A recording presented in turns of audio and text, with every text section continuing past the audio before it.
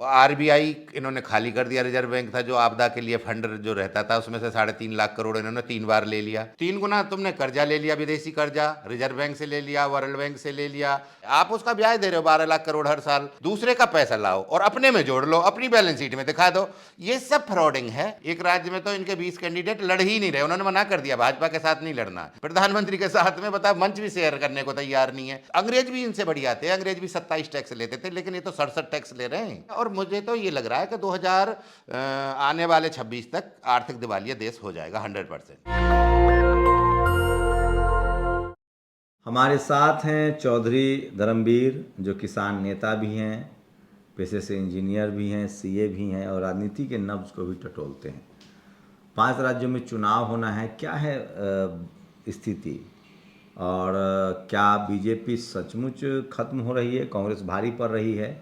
क्योंकि इसी तरह से 2018 में भी कांग्रेस 4 राज्य जीत के आई थी और 2019 में बीजेपी जीत गई। क्या इस बार ऐसी तो नहीं होगा? क्या लग रहा है आप लोग को, 5 राज्यों में इस बार क्या स्थिति बन रही है? नहीं, स्थिति का आकलन तो देखो शंभू सर, आप इसी बात से लगा सकते हो कि पहले जो जितने भी चुनाव होते थे ना, उसमें जो युवा था वो बहुत बढ़ चढ़ के हिस्सा लेता था और मोदी मोदी मोदी मोदी आप इतना उसको रैली को उतना हाइप कर लेते थे ये। और वो सारे चैनलों पे और मेन स्ट्रीम मीडिया में, यूट्यूब पे और सोशल मीडिया सब में छा जाते थे। लेकिन आप देख रहे हैं कि आप मध्य प्रदेश में आज मोदी जी की रैली थी और सारी कुर्सियां, मतलब उस हिसाब से जिस हिसाब से वो होती है ना उनकी जो रैली थी, उसका चौथाई भी नहीं था। पीछे वाली कुर्सियां तो सारी 2 डी की, तो डी में आधा डी तो बिल्कुल खाली ही पड़ा था। तो आप उसी से अंदाज़ा लगा सकते हैं कि अब हवा चेंज होने वाली है। हवा चेंज का मतलब ये है कि देखो है क्या, कि जिस हिसाब से मोदी जी ने इतने जो सब जो गाह दिए थे ना, किसान को अलग, युवा को अलग, व्यापारी को अलग, वो सारे अब फेल हो चुके हैं।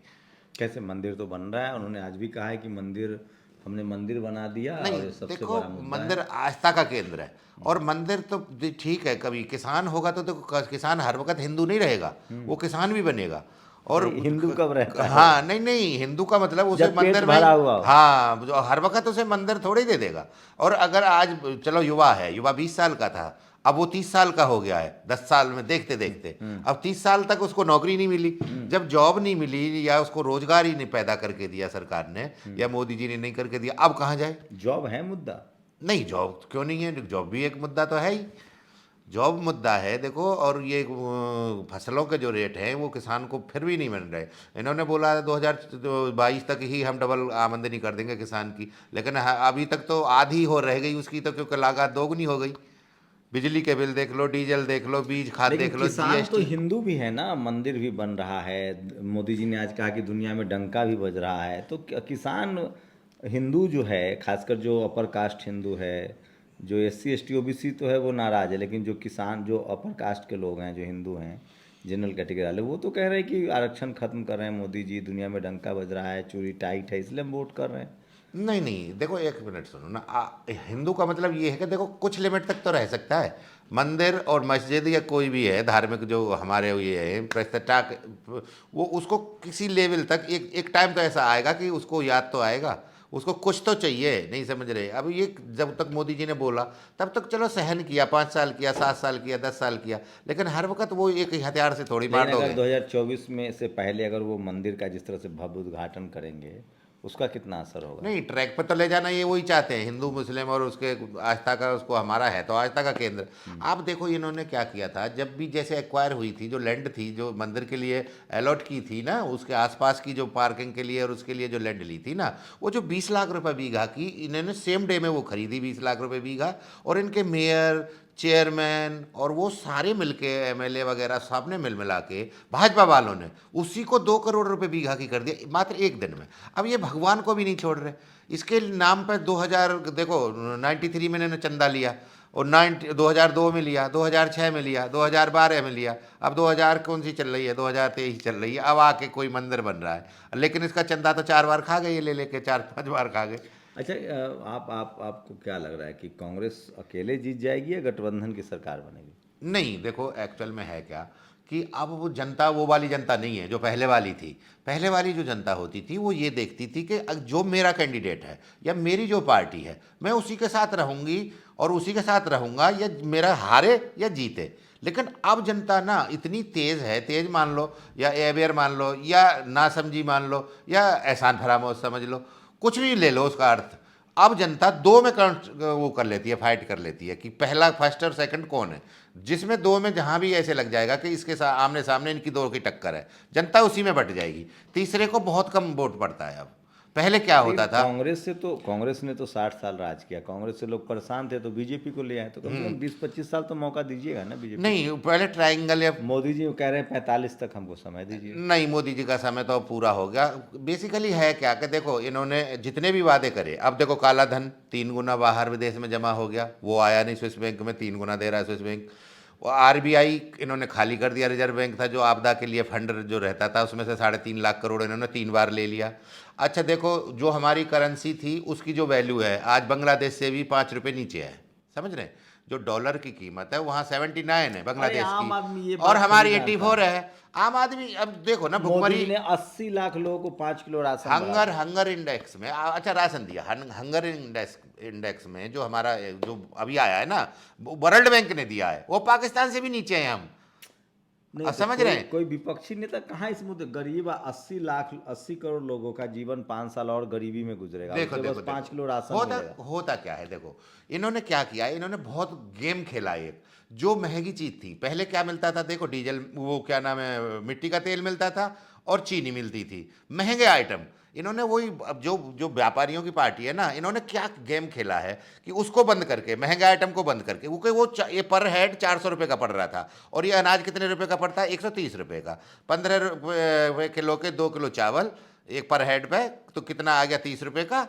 और 20 रुपये किलो का गेहूं, 5 किलो गेहूं कितना हो गया, 100 रुपये का। 130 रुपये का 400 का काट के 130 रुपये का कर दिया। और वो भी अंगूठे से निकलेगा, अगर वो मशीन से निकलेगा, अंगूठा उस पर लगाना अनिवार्य है। अब एक आदमी अपनी 400 रुपये या 500 रुपये की झाड़ी छोड़ के और 130 रुपये का राशन को जाएगा। आप बताओ ना यार, कोई चीज की जस्टिफिकेशन होगी ना। आधाधुंधी हो रही है, राशन दे दिया, फ्री दे दिया, फ्री दे, अरे कहाँ फ्री दे दिया, उसको तो मोल के से भी महंगा पड़ गया। उसकी जो झाड़ी गई 400 रुपये की, 500 रुपये की, उसको कौन देगा उस दिन की, बताओ ना। तो मोदी जी का करिश्मा कम हो रहा है। नहीं नहीं, करिश्मा नहीं। अब एक्चुअल में तुम कहीं तो चलो, किसी क्षेत्र में चलो, कोई भी फील्ड में चलो, वो सब जगह फेल हो चुके हैं।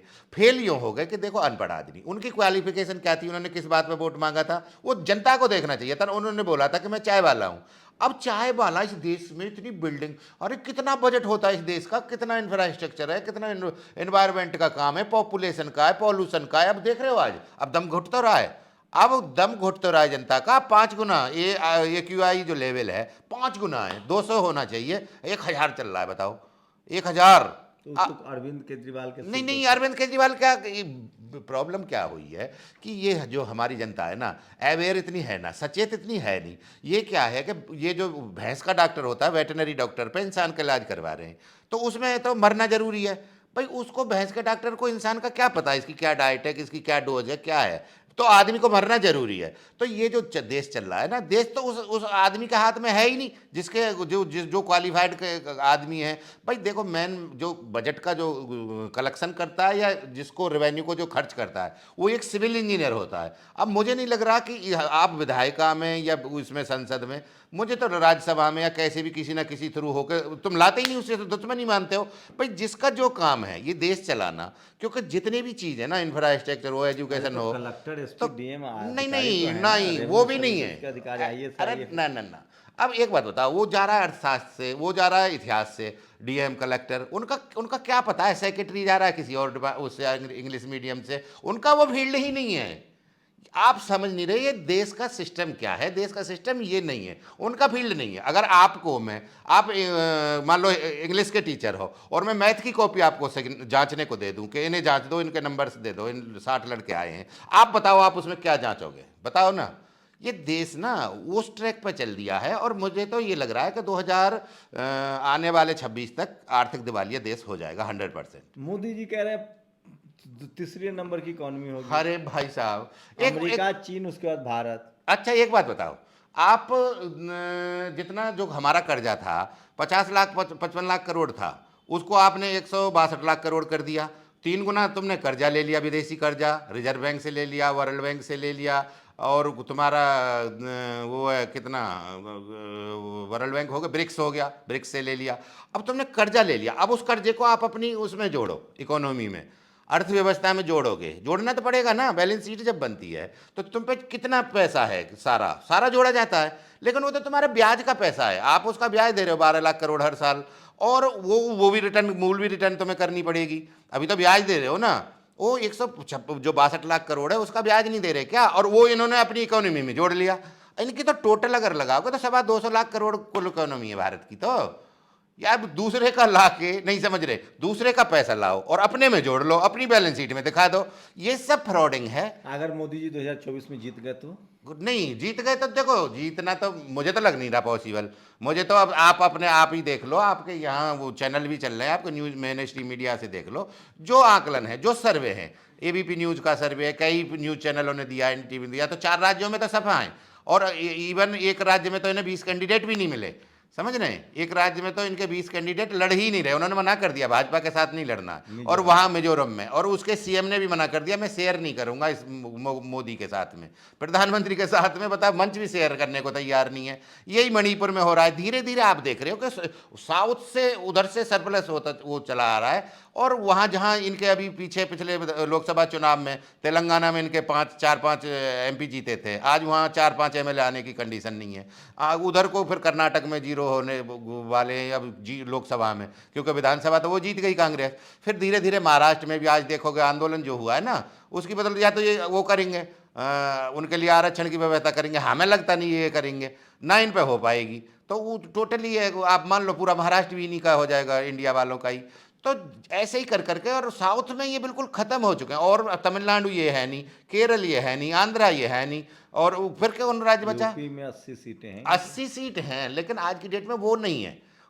पहले जब 80 सीट थी तो 40 सीट केवल उसकी थी, सपा की और इनकी सबकी मिल मिला के 40-42 आरएलडी की और बसपा की, लेकिन आज की डेट में तो ये 150 के लगभग तो आ गए थे पिछले चुनाव में। अभी लोग उपचुनाव हुआ था, अभी उपचुनाव में नहीं देखा आपने, घोसी वाला जो था, तो वहाँ हारे हैं, देखो 50,000 वोटों से हारे हैं। ऐसा नहीं है, देखो जनता सब जानती है, जनता को थोड़े दिन बरगलाया जा सकता है, थोड़े दिन उसको वो निप्पल दिया जा सकता है, लेकिन मोदी जी ने किया क्या था, पहले तो निप्पल वो दिया था प्लास्टिक वाला, अब फिर उसके बाद में जैसे बच्चे को नहीं देते दांत निकलने वाले, फिर लकड़ी वाला दे दिया, अब के लोहे वाला दे दिया है, तो अब उसके दांत टूटने जरूरी हैं, नहीं समझ रहे, तो लोहे वाला निप्पल है अब के नंबर उसका है ना, पहले शहद, पहले वैसा देते थे प्लेन जिसमें से दूध निकलता था, फिर शहद वाला दे दिया, फिर उसके बाद में लकड़ी वाला देता था कि इसके दांत जल्दी से निकले आए, अब के लोहे वाला दे दिया है मोदी जी ने भूल से। अब लोहे वाला तो देखो डाइजेस्ट कर नहीं पाएगी जनता, वो तो मोदी जी को उल्टा ही करेगी फिर। लेकिन टीवी अखबार तो अभी भी बीजेपी के बारे में करेगी, सबसे आगे हैं सर एक्चुअल में है क्या, जो आपका फील्ड है ना ये मीडिया वाला, ये इसको जब मोदी जी आए थे ना 2013 में, तो उससे जो अडानी और अंबानी थे उनसे एक से 13 चैनल और एक से शायद 24 चैनल, और एनडीटीवी भी एंड में वो भी चला गया, तो ये इनसे खरीदवा लिए गए, क्योंकि इनको पता था ये मार्केटिंग करना जानते हैं, और इवेंट मैनेजमेंट में ये बहुत बढ़िया हैं। लाए थे ना गुजरात मॉडल, अब तो बोलते नहीं गुजरात मॉडल, 5 साल से तो एक लफ्ज भी नहीं बोला गुजरात मॉडल का। भाई जहाँ क्यों नहीं बोल रहे, अब 5 साल से गुजरात मॉडल, गुजरात में यही मॉडल है कि वहाँ अमीर आदमी और अमीर बन गया और गरीब आदमी और गरीब बन गया। और जो ये सड़कें दिखाई जाती हैं, देखो सड़कें ही, कोई सूटकेस लेके मंत्री और मिनिस्टर और ये नहीं भाग रहे, जो हर वक्त भ्रष्टाचार भ्रष्टाचार हर वक्त टीवी पे जो चल रहा है, ये इनके माध्यम से भागते हैं। जो हाईवे पे जो रोड टैक्स जो दिया है देश की जनता ने 30 लाख करोड़ दिया है, जबकि हाईवे पे केवल 10 लाख करोड़ खर्च हुआ है, और 20 लाख करोड़ है जो वो पूंजीपति इनका माफ कर दिया, उसी में से हाईवे में से निकाल के। अब आप बताओ ना, टोल कोई साल ऐसी नहीं गई जिसमें टोल बढ़ा नहीं हो, कोई साल ऐसी नहीं गई जो अब तुम्हारे वाहन या जो भी चीज़ हो उसका इंश्योरेंस ना बढ़ा हो। तो आप बताओ ना, अंग्रेज भी इनसे बढ़िया थे, अंग्रेज भी 27 टैक्स लेते थे, लेकिन ये तो 67 टैक्स ले रहे हैं। आप निकाल लो उसमें, मोबाइल पे आप डाल के देख लो कितने टैक्स ले रहे हैं मोदी जी, 67, और अंग्रेज 27 लेते थे। तो आप क्या मानते हो इस देश को कि कैसे चलेगा, कैसे सर्वाइव करेगा, बताओ ना। किसको सबसे ज्यादा मार पड़ रही है, अमीर को या गरीब को? अरे अमीर क्यों आएगा, अरे मैं हूं, मैं एक रोड बना रहा हूं, समझ रहे हैं, रोड का एस्टीमेट बनेगा तो उसमें सारी चीजें ली जाएंगी, एस्टीमेट के साथ में जो रेट डीजल का होगा वही काउंट किया जाएगा, उसमें वही जस्टिफिकेशन में लिया जाएगा। अच्छा ठीक है, जितनी डिस्टेंस से लाया जाएगा उसी हिसाब उसी रेशो में उसका जस्टिफिकेशन निकलेगी। फिर उसके बाद में जो हमारा मान लो वो हो गया टैक्सेज हैं, टैक्स अपने घर से मैं थोड़ी दूंगा, मुझे वो बचना ही 15% है, जबकि जीएसटी 18% है और 2% इनकम टैक्स है, 20% है, तो गवर्नमेंट पहले हमें देगी, उसी को हम जमा करते हैं, तो हम पे तो कोई फर्क पड़ा नहीं। अमीर आदमी को तो अगर जितनी महंगाई होगी अमीर आदमी को उतना ही प्रॉफिट होता है, गवर्नमेंट का उतना ही नुकसान होता है। सोचिए ये स्थिति है 2014 अभी जो 5 राज्यों के चुनाव है 2024 को लेकर ये इनकी राय थी। क्या आप लोग किसान चौधरी धर्मवीर जी की राय से सहमत हैं? असहमत है अपनी प्रतिक्रिया जरूर दीजिए। सोशल मीडिया आपको मौका देता है कि आप अपनी राय व्यक्त कर सकते हैं। शुक्रिया। नेशनल दस्तक की आपसे गुजारिश है कि अगर इसको बचाना चाहते हैं तो नेशनल दस्तक को सब्सक्राइब करने के लिए रेड कलर के सब्सक्राइब बटन को दबाएं, फिर बेल आइकन की घंटी दबाएं। नेशनल दस्तक को बचाने के लिए बहुत जरूरी है कि हर खबर को शेयर करें, लाइक करें, कमेंट जरूर करें।